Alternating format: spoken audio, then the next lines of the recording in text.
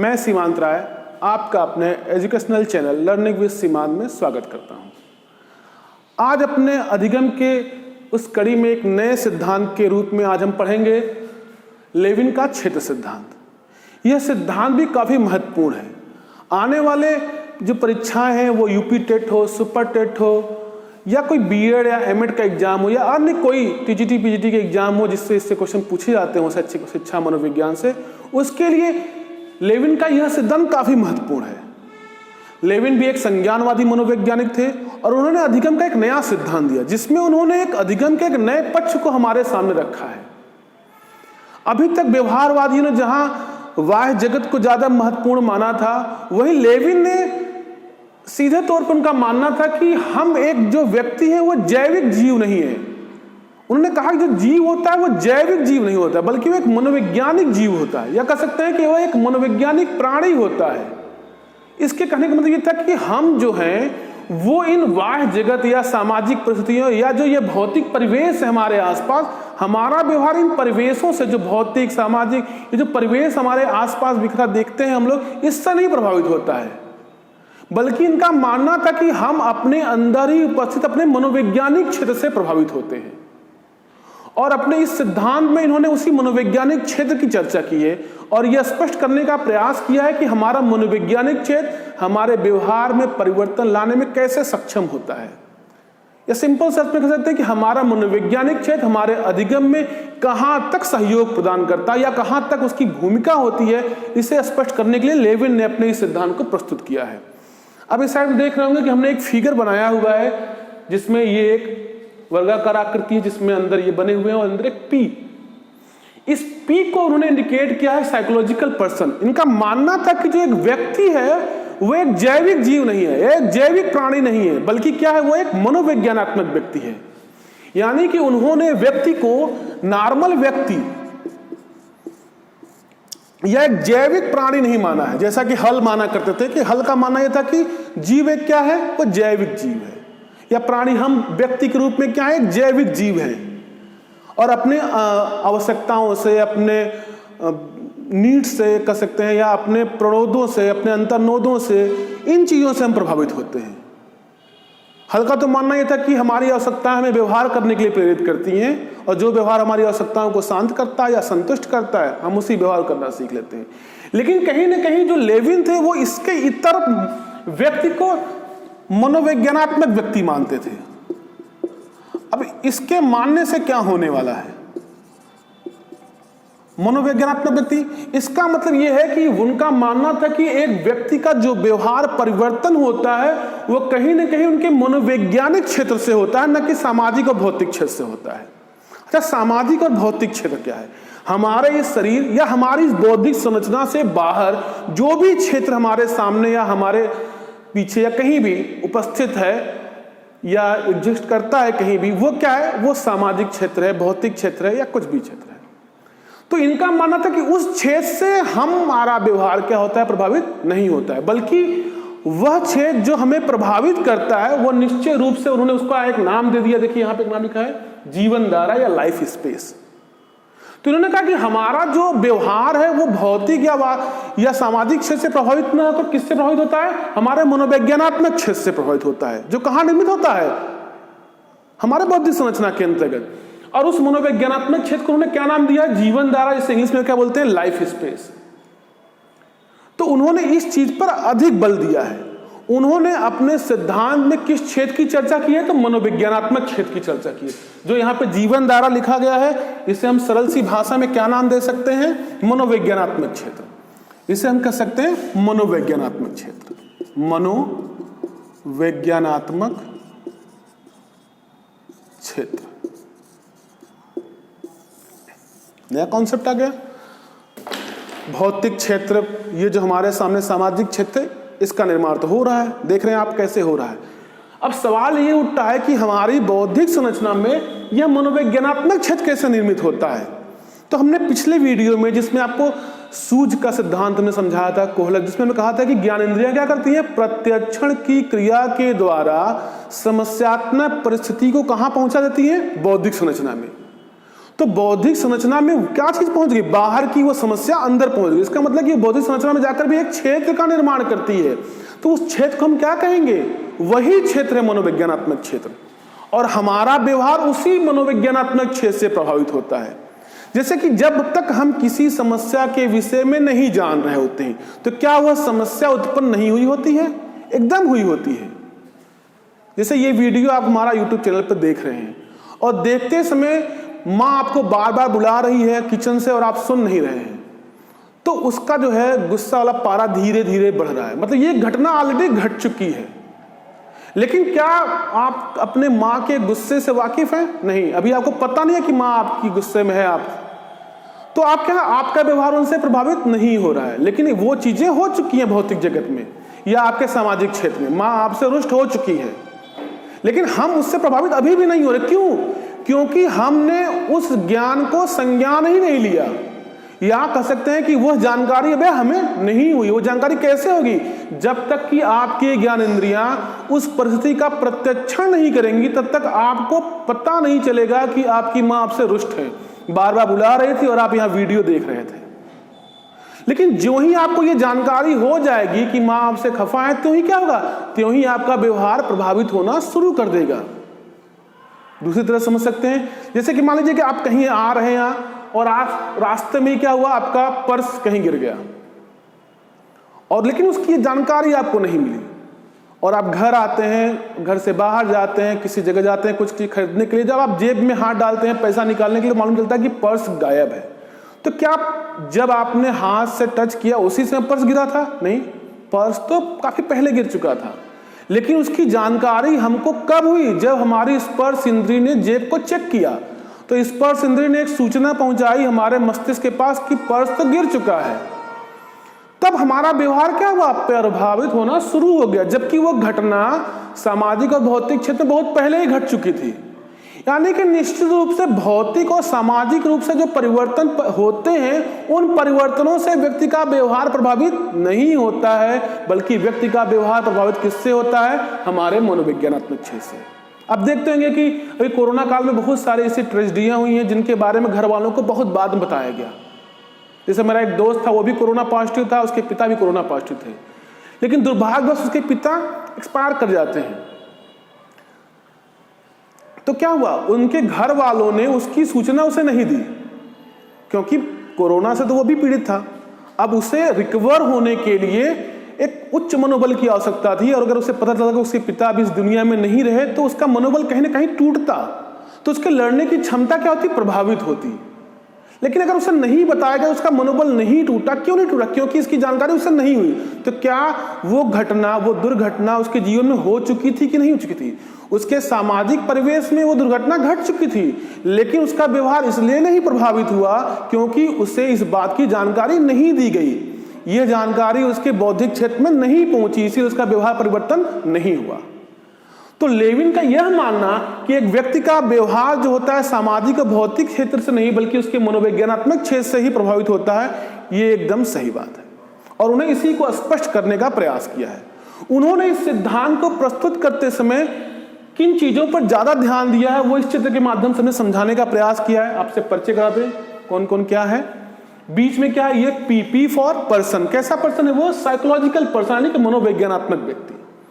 ये दो रेखाएं जिसको हमने वेक्टर लिखा है सदिश, ये वे बल हैं जो आपके मनोवैज्ञानात्मक क्षेत्र में कार्य कर रहे हैं। देखिए, जब भी आपके मनोवैज्ञानात्मक क्षेत्र में कोई सूचना जाती है तो आपको प्रभावित करती है, या तो सकारात्मक ढंग से प्रभावित कर सकती है या तो नकारात्मक। अब कोई भी सूचना सकारात्मक है कि नकारात्मक है, इसका निर्धारण हम कर सकते हैं इसके आधार पर कि उस समय आपका उद्देश्य क्या है। जैसे अगर इस समय आपका उद्देश्य पढ़ना है और आप लगातार पढ़ रहे हैं, तो आप मेरी वीडियो को YouTube पर देख रहे हैं, तो मेरे द्वारा प्रदान की गई ये सारी सूचनाएं जो हमने यहाँ पे इस व्हाइट बोर्ड की सहायता से या अपने भाषा के माध्यम से आप तक हम जो पहुंचा रहे हैं, ये क्या हो जाएगी, ये वे शक्तियां हो जाएंगी जो आपको इस सिद्धांत को सीखने में सहायक होंगी। तो मैं कैसा वेक्टर हो जाऊंगा या कैसा बल हो जाऊंगा? तो आप कहेंगे सर सकारात्मक बल हो जाऊंगा। उसी समय मान लीजिए आपके व्हाट्सएप पे लगातार नोटिफिकेशन आ रहा है, लोगों का मैसेज शो कर रहा है नोटिफिकेशन बार में, तो आपका ध्यान क्या हो रहा है, रह रह के वहां भी चला जा रहा है। तो क्या वो नोटिफिकेशन में जो लोगों के मैसेज आ रहे हैं वो इस सिद्धांत को सीखने में सहायता कर रहे हैं कि बाधा उत्पन्न कर रहे हैं? तो निश्चय ही बाधा उत्पन्न करें। क्यों? क्योंकि आपकी एकाग्रता थोड़े ही समय के लिए सही लेकिन भंग हो रही है। इसका मतलब वो भी एक बल ही है, क्योंकि बल वो है जो कि स्थिति परिवर्तन करने का प्रयास करता है। तो वो भी तो एक बल ही है, लेकिन कैसा बल है? फिलहाल उस समय आपका उद्देश्य क्या था? इस अधिगम सिद्धांत को समझ लेना। उसमें मेरा ये जो वीडियो है वो क्या कर रहा है? आपकी सहायता कर रहा है। लेकिन वो जो नोटिफिकेशन बार में व्हाट्सएप के मैसेज आपको शो कर रहे हैं बार बार, वो क्या कर रहा है? बाधा उत्पन्न कर रहा है। लेकिन वो भी तो एक बल ही है ना। तो वो कैसा बल होगा? उसको देखिए, हमने यहाँ पे नीचे की तरफ दिखाया, वो नकारात्मक बल है। यानी कि हमारी बौद्धिक संरचना में जो सूचनाएं होती हैं वो एक बल के रूप में कार्य करती हैं। अगर वो बल के रूप में कार्य नहीं करेंगी तो हमारे व्यवहार को प्रभावित कैसे करेंगी? तो उसमें से जो बल हमारे उद्देश्य की प्राप्ति में हमारी सहायता करते हैं, उन बलों को हम कौन सा वेक्टर बोलते हैं? तो उन बलों को हम सकारात्मक बल या कह सकते हैं सकारात्मक वेक्टर बोलते हैं या पॉजिटिव वेक्टर बोलते हैं। और जो बल हमारे को क्या करते हैं? उद्देश्यों से दूर लेके जाते हैं या उद्देश्य प्राप्ति में बाधा उत्पन्न करते हैं, उन्हें हम क्या कहते हैं? नकारात्मक बल या नेगेटिव वेक्टर्स बोलते हैं उन्हें। तो यहाँ पे बलों को ही क्या नाम दे दिया गया? वेक्टर। वेक्टर आपने पढ़ा होगा पिछले कक्षाओं में, कक्षा 8, 9, 10 में रहा होगा वेक्टर फिजिक्स के अंतर्गत, वही है वेक्टर ये। इसके बाद एक और शब्द यहाँ लिखा गया है जीवन धारा। अंदर देखिए, इस घेरे के अंदर लिखा गया जीवन धारा, यानी कि एक व्यक्ति मनोवैज्ञानिक रूप से जहां जी रहा होता है, जिस क्षेत्र में, उस क्षेत्र को हम क्या कहते हैं? जीवन धारा। और उस क्षेत्र का निर्माण कैसे होता है? तो प्रत्यक्षण के द्वारा।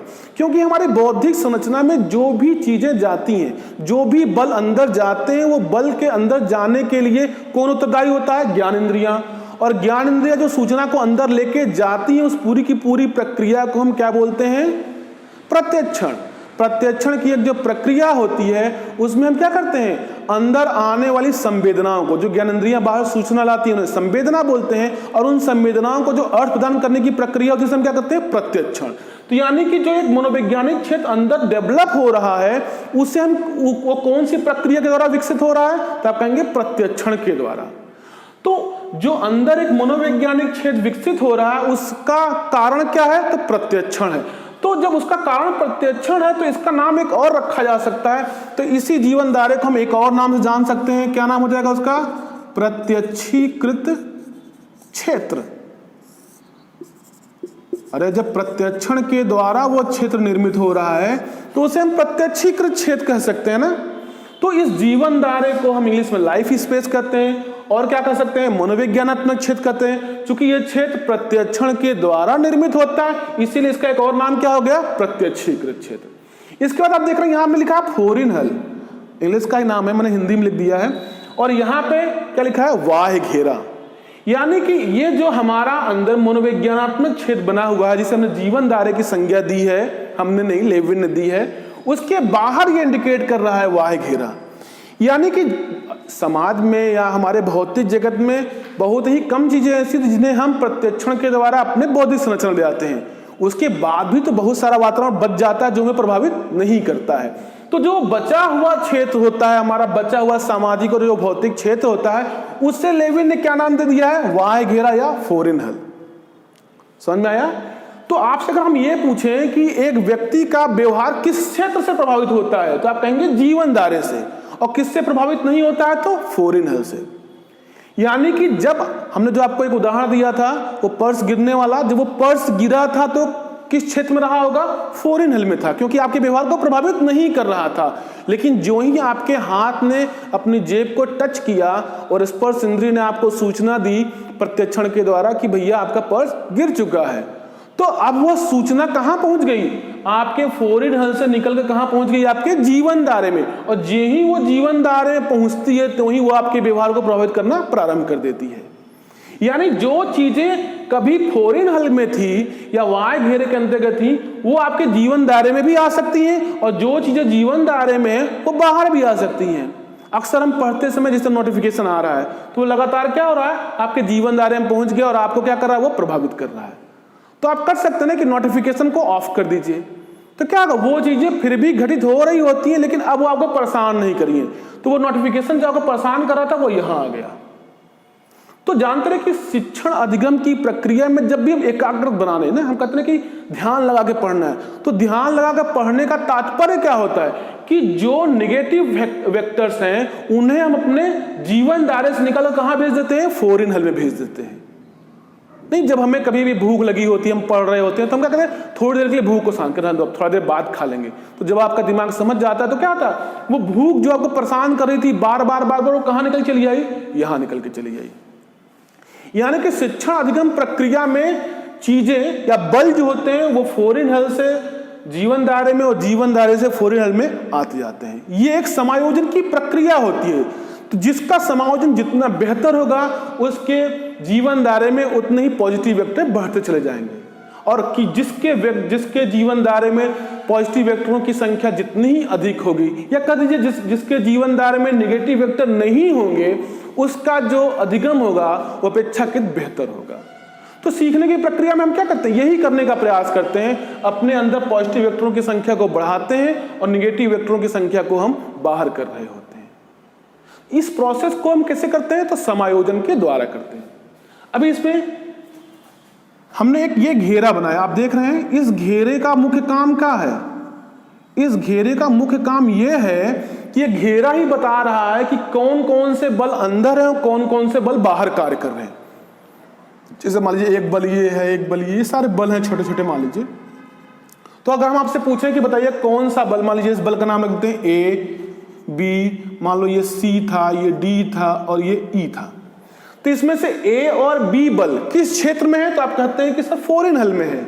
और सी डी और ई किस क्षेत्र में है, तो आप कहते हैं हमारा मनोवैज्ञानिक क्षेत्र में है। ठीक, अगर हम आपसे पूछें कि कौन से बल आपको प्रभावित कर रहे हैं या कौन से बल के द्वारा आपका व्यवहार परिवर्तन हो रहा है, तो आप क्या कहेंगे, सी डी ई। क्यों कहेंगे, क्योंकि ये आपके जीवन दायरे में। कैसे पता चला, क्योंकि वो इस सर्किल के अंदर हैं और इस सर्किल के बाहर जो है वो कहां है, फॉरेन हल में। इसका मतलब इस सर्किल का मुख्य काम क्या है, इस सर्किल का मुख्य काम यह है, यह बताना है कि कौन जीवन दायरे के अंदर है, कौन जीवन दायरे के बाहर है। और इस चीज को बताने के लिए उन्होंने किसका प्रयोग किया था, उन्होंने टोपोलॉजी का प्रयोग किया। किसका प्रयोग किया, टोपोलॉजी का। इसे हिंदी में क्या बोलते हैं, तल रूप। ठीक, और आज हम इन्हीं सभी चीजों के बारे में बारी बारी से अध्ययन करेंगे। ठीक है, लेविन ने अपने इस सिद्धांत को समझाते समय कहा कि जो हमारा व्यक्ति का जो व्यवहार होता है, बी से बिहेवियर, तो बी, उसके लिए उन्होंने एक फार्मूला दी, बी बराबर एफ पी और ई। ठीक, उन्होंने अपने सिद्धांत में क्या कहा, उन्होंने कहा कि जो व्यक्ति का व्यवहार होता है, क्या होता है, व्यक्ति का व्यवहार, जो आपने वहां समझा बस उसी को सिद्धांत के रूप में लिख देना है। व्यक्ति का व्यवहार बी, क्वेश्चन में थी बी, व्यक्ति का व्यवहार बी, उस पी और ई है, उस कौन, पी का मतलब क्या, मनोवैज्ञानात्मक, उस मनोवैज्ञानात्मक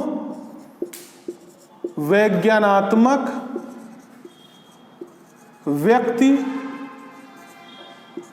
उस मनोवैज्ञानात्मक व्यक्ति पी तथा उसके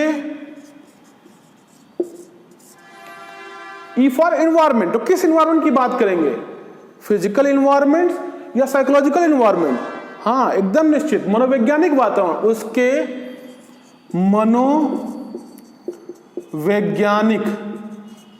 उसके मनोवैज्ञानिक वातावरण की अंतःक्रिया का परिणाम होता है। ठीक, तो उन्होंने क्या समझा अपने सिद्धांत में, लेविन के इस सिद्धांत के अनुसार क्या हो गया कि व्यक्ति का व्यवहार बी, उस मनोवैज्ञानात्मक व्यक्ति पी हो गया, तथा उसके मनोवैज्ञानिक वातावरण ई, ये उसके मनोवैज्ञानिक वातावरण ई की अंतःक्रिया, यह फंक्शन दिखा रहा है, ये एफ आर फंक्शन की अंतःक्रिया का क्या होता है, परिणाम होता है। यानी ये हमारा जो व्यवहार है वो हमारे मनोवैज्ञानिक वातावरण और हमारे खुद मनोवैज्ञानिक व्यक्ति के अंतःक्रिया के द्वारा क्या होता है, निर्धारित किया जाता है। अब इस सिद्धांत में हम, तो इसका चाहे तो स्क्रीनशॉट ले लें आप लोग। ठीक, समझ में आ गया। चलिए इस क्रम में हम आगे बढ़ते हैं पहले पॉइंट की तरफ। सबसे पहला पॉइंट क्या है? जीवन दायरा। चलिए तो पहला लिखते हैं हेडिंग जीवन दायरा, जिसे इंग्लिश में क्या बोलते हैं? Life space. ठीक, समझ तो गई है जीवन धारा। तो कैसे परिभाषित करेंगे जीवन धारा से? जीवन धारा कहाँ है? यहां है। इसका निर्माण कैसे करते हैं?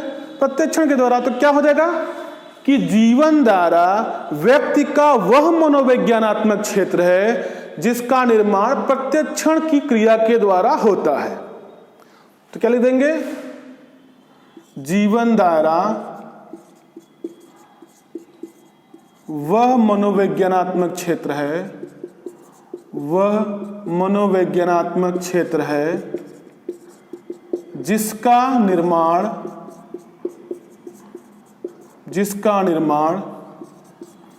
प्रत्यक्षण की क्रिया से होता है और इसी क्षेत्र से व्यक्ति का व्यवहार प्रभावित होता है। ठीक, तो जीवन धारा क्या है? जीवन धारा वह मनोवैज्ञानात्मक क्षेत्र है जिसका निर्माण प्रत्यक्षण की क्रिया से होता है और इसी क्षेत्र के द्वारा व्यक्ति का व्यवहार क्या होता है? प्रभावित होता है। ठीक, अब इस जीवन धारे को हम और क्या कह सकते हैं? इस जीवन धारे को हम मनोवैज्ञानात्मक क्षेत्र और प्रत्यक्षीकृत क्षेत्र के नाम से भी जानते हैं। समझ में आ गया आपके? यानी कि जिन जिन चीजों से आप प्रभावित हो रहे हैं वो चीजें कहां हैं एक बल के रूप में? आपके मनोवैज्ञानात्मक क्षेत्र में। आपके मनोवैज्ञानात्मक क्षेत्र में पहुंची कैसे? तो प्रत्यक्षण की क्रिया के द्वारा पहुंची। तो पहला बिंदु हो गया जीवन धारा। अब दूसरे बिंदु को लेते हैं हम, क्या है वहां देखिए? वेक्टर, या हिंदी में उसको क्या बोलते हैं? सदिश। चलिए दूसरा लेते हैं सदिश। इंग्लिश में क्या बोलते हैं इसको? वेक्टर। सदिश क्या होते हैं? तो हमने कहा ना कि ये सदिश है, तो हमने कहा ये सदिश क्या है? तो बल है। तो सबसे पहले आप ये लिखेंगे कि वेक्टर क्या होते हैं। सबसे पहले तो आप ये लिखेंगे कि वेक्टर होते क्या हैं। तो क्या लिखेंगे कि सदिश व्यक्ति के मनोवैज्ञानात्मक क्षेत्र में क्रियाशील वे बल होते हैं जो व्यक्ति को या तो, अगर वो बल है तो क्या करेंगे? या तो आपको उद्देश्य की ओर लेके जाएंगे या तो उद्देश्य से दूर लेके जाएंगे। जो व्यक्ति को या तो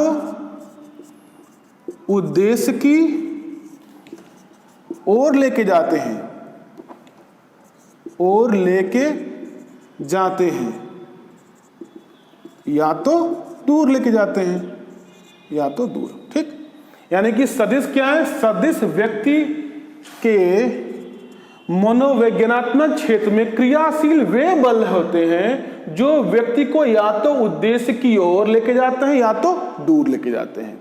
ठीक, अब इस सदिश को हम ऑलरेडी पढ़े हुए हैं ना, कहां से लिया गया? फिजिक्स से। तो इसके अगले लाइन लिखेंगे कि यही जो सदिश है इसकी अवधारणा को लेविन ने कहां से लिया है? भौतिक विज्ञान की शाखा मैकेनिक्स से लिया है। ठीक है, तो कहां से लिया है इसको? तो उन्होंने वेक्टर की अवधारणा को भौतिक विज्ञान से लिया है, भौतिक विज्ञान से।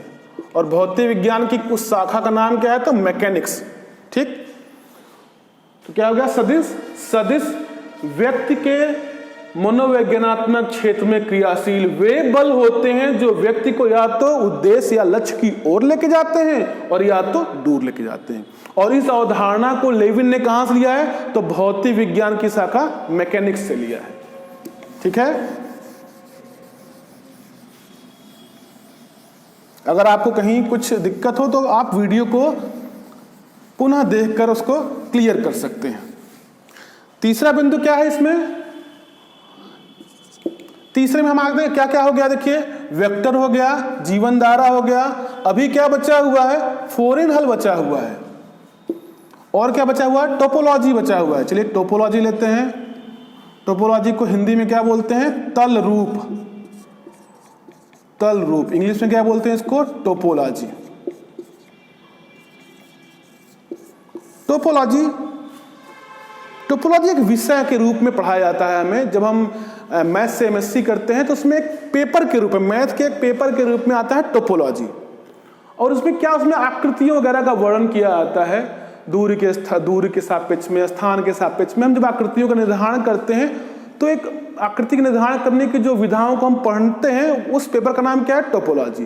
तो यानी कि इस टोपोलॉजी की अवधारणा को कौन है, लेविन ने कहां से लिया होगा, तो गणित से लिया होगा। जैसे सदिश को कहां से लिया था, भौतिक विज्ञान से लिया था, उसी तरह से तल रूप या टोपोलॉजी की अवधारणा को कहां से लिया गया है, तो गणित से लिया गया है। और ये काम क्या करता है, तो काम हमने आपको समझाया। ये सर्किल यहां क्या काम कर रहा है, ये बताने का काम कर रहा है कि कौन जीवन दायरे में है और कौन फोरिन हल में है। यानी कि कौन कौन से ऐसे बल हैं जो हमारे व्यवहार को प्रभावित कर रहे हैं और कौन कौन से ऐसे बल हैं जो हमारे व्यवहार को प्रभावित नहीं कर रहे हैं। तो इसकी परिभाषा हम क्या लिखेंगे कि तल रूप वे आकृतियां होती हैं जो यह निर्धारित करती हैं या यह सूचना देती हैं कि कौन कौन से बल हमारे व्यवहार को प्रभावित कर रहे हैं और कौन कौन से बल हमारे व्यवहार को प्रभावित नहीं कर रहे हैं। या इस तरह से भी कर सकते हैं कि टोपोलॉजी वह आकृति है जो यह सुनिश्चित करती है कि कौन कौन सी शक्तियां जीवन दायरे के अंदर हैं और कौन कौन सी शक्तियां जीवन दायरे के बाहर हैं। अब सोचिए कि इस समय कौन कौन सी शक्तियां जीवन दायरे के अंदर हैं, तो सी, डी और ई। तो व्यक्ति के व्यवहार को कौन कौन से बल प्रभावित कर रहे हैं, तो सी, डी और ई कर रहे हैं। कौन कौन नहीं प्रभावित कर रहे हैं, तो ए और बी नहीं प्रभावित कर रहे हैं।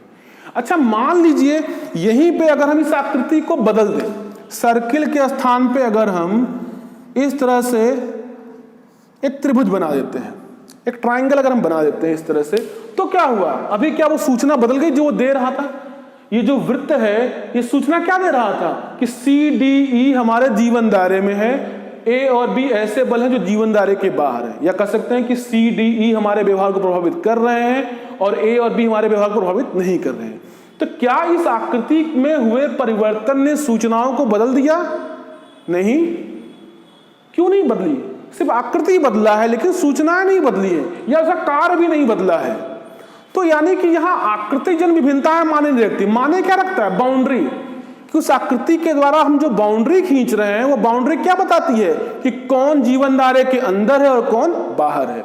यानी कि टोपोलॉजी क्या करती है? टोपोलॉजी वह आकृति है जिसको स्थान और दूरी के सापेक्ष में निर्धारित किया जाता है, जो यह सूचना देती है कि कौन जीवन दायरे के अंदर है और कौन जीवन दायरे के बाहर है। और इस परिप्रेक्ष्य में आकृति जन विभिन्नताएं मायने नहीं रखती हैं। आकृति चाहे आप सर्किल का प्रयोग कर लें, चाहे रेक्टेंगल का प्रयोग कर लें, चाहे ट्रायंगल का प्रयोग कर लें, वो मायने नहीं रखती है। आप किसी भी आकृति के द्वारा उस चीज को निरूपित कर रहे हैं, वो मायने नहीं रखती। माने क्या रखता है कि कौन अंदर है और कौन बाहर है। तो टोपोलॉजी का मुख्य उद्देश्य क्या निश्चित करना है? तो टोपोलॉजी का मुख्य उद्देश्य यह निश्चित करना है कि कौन जीवन दायरे के अंदर है और कौन जीवन दायरे के बाहर है। ठीक, समझ में आ गया होगा आपको। नेक्स्ट और अंतिम पॉइंट इसका क्या दिख रहा है आपको? फोरिन हल। सभी लोग समझ रहे हैं? फोरिन हल। अब फोरिन हल क्या है? सिंपल सी बात यहां दिख रही है, जो जीवन दायरे में नहीं है वो फोरिन हल है। यानी कि हमारे जीवन दायरे को चारों ओर से घेरे हुए जो बाह्य क्षेत्र है, जो हमारा ये बाह्य सामाजिक और भौतिक क्षेत्र है, जो हमारे जीवन दायरे को चारों ओर से घेरे हुए है, उसे हम क्या कहेंगे? फोरिन हल कहेंगे। और फोरिन हल में जो बल कार्यशील कार्य करते रहते हैं वे हमारे व्यवहार को प्रभावित करने में समर्थ नहीं होते हैं। ठीक, तो फोरिन हल क्या है? फोरिन हल हमारे जीवन दायरे के चारों ओर से घिरे हुए एक बाह्य क्षेत्र होता है जिससे व्यक्ति का व्यवहार प्रभावित नहीं होता है। लेकिन यह आवश्यक नहीं है कि जो बल कभी बाह्य क्षेत्र में थे या हमारे फोरिन हल में है वो जीवन दायरे में नहीं आ सकते हैं। ये हमारी समायोजन की प्रक्रिया के अंतर्गत वो बल अंदर भी आ सकते, अंदर से बाहर भी जा सकते हैं, और काफी सारे बल अंदर से बाहर से अंदर भी आ सकते हैं। ये किस प्रोसेस में अंदर बाहर बल होते रहते हैं? समायोजन की प्रक्रिया में हम लगातार अपने वातावरण के साथ समायोजित होते रहते हैं, एडजस्ट जिसे कहते हैं, एडजस्ट होते रहते हैं। और इस प्रक्रिया में होता क्या है, हम लगातार अपने मनोवैज्ञानात्मक क्षेत्र में परिवर्तन करते रहते हैं। कुछ बल अंदर आते रहते हैं, कुछ बल बाहर जाते हैं। जैसे इस समय अगर आपके परीक्षाएं काफी दूर हों तो ये वीडियो को सुनते सुनते क्या होगा, आपका ध्यान कहीं और भी जाता रहेगा। लेकिन अगर कोई परीक्षा एकदम नजदीक आ जाए और उसमें आपको लग रहा है कि लेविन का सिद्धांत मुझे नहीं आता है, तो आप यकीन मानिए कि इस वीडियो को देखते समय आपका ध्यान कभी भी बाहर नहीं जाएगा। आप लगातार इस परिस्थिति के साथ ऐसा समायोजित हो जाएंगे कि बाहर कुछ भी घटित हो रहा होगा आपको सुनाई तक नहीं देगा। वो आवाजें आपकी ज्ञानेंद्रियों तक आएंगी, लेकिन आपकी बुद्धि से रिकॉग्नाइज नहीं करेगी, मतलब प्रत्यक्षण नहीं होगा। सेंसेशन तो होगा, आपके तमाम ज्ञान से कि कान तो सुनने का जो काम करते हैं वो सुनेंगे ही सुनेंगे, वो चीजें आपके कान तक आएंगी ही आएंगी, लेकिन आपकी बुद्धि क्या करेगी, उसका प्रत्यक्षण नहीं करेगी। इसका एक सिंपल सा उदाहरण है, जब आप अपने मोबाइल पर गेम खेल रहे होते हैं, जिससे पबजी खेल रहे हैं, तो पबजी खेलते समय आप जब पबजी को खेल रहे होते हैं या व्हाट्सएप चला रहे होते हैं, चैट कर रहे होते हैं किसी से, तो क्या आपका पूरा ध्यान आपके व्हाट्सएप चैट पे होता है और मम्मी बुला रही है, पापा बुला रहे हैं, तो क्या उनकी आवाजें आपके कान तक नहीं आती हैं? एकदम सेंसेशन होता है। लेकिन आपकी बुद्धि चूंकि ऑलरेडी इन्वॉल्व है कहीं पे, व्हाट्सएप चैट में इन्वॉल्व है, या फेसबुक पे आप कुछ कर रहे हैं, इंस्टाग्राम पे कुछ कर रहे हैं, या यूट्यूब पे वीडियो ही देख रहे हैं, इतना ज्यादा उसमें इन्वॉल्व है कि उसने क्या किया, उसने उस सेंसेशन का परसेप्शन ही नहीं किया, उसका प्रत्यक्षण ही नहीं किया। और जब प्रत्यक्षण ही नहीं हुआ तो वो जो उद्दीपक थे वो आपके व्यवहार को प्रभावित नहीं कर पाएंगे, तो वो आवाजें आएंगी और चली जाएंगी, रिकॉग्नाइज ही नहीं होंगी। तो समायोजन की प्रक्रिया में ही निर्धारित होता है कि कौन जीवन दायरे के अंदर रहेगा और कौन जीवन दायरे के बाहर रहेगा। ठीक, तो पूरे टॉपिक को आपने अच्छे से समझ लिया। ठीक है, कुछ ऐसा आपके अंदर अगर कोई ऐसा क्वेश्चन रह गया हो जो हमारे इस व्याख्यान में नहीं आया हो, तो निश्चित रूप से आप उसे हमें कमेंट करके बता सकते हैं। और आप लोगों ने जो हमारे वीडियो को प्यार दिया, उसको देख के लग रहा है कि हमारी वीडियो आप लोगों को समझ में आ रही है। तो अगर आप लोगों की वीडियो हमारे समझ में आ रही है तो निश्चित रूप से इसे सब्सक्राइब भी करिए, लाइक भी करिए और लोगों तक इसको शेयर भी करिए। धन्यवाद।